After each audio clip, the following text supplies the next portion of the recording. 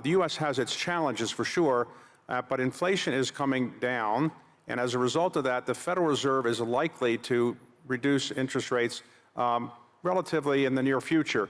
In our country, we have a presidential election. I think everybody probably recognizes that. And as a result, the Federal Reserve wants to get its,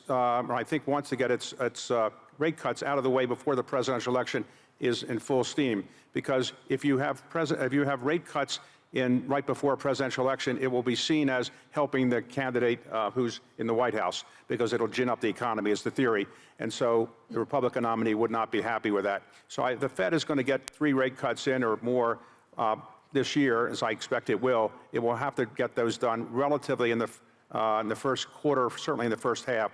So you can expect to see rate cuts. And that will probably drive the U.S. economy. During presidential election years, the U.S. economy generally does pretty well. We tend not to be in recessions in presidential election years because Congress spends a lot of money, and the Fed tends to be relatively easy on monetary policy during presidential election years.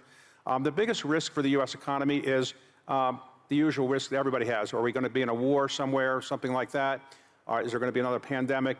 But it's really like we look out in the mirror and the enemy is us. Because the biggest risk we really have is the dysfunction of the U.S. government, our inability to pass appropriation bills that fund the government on time, the inability to deal with the debt limit issues on time.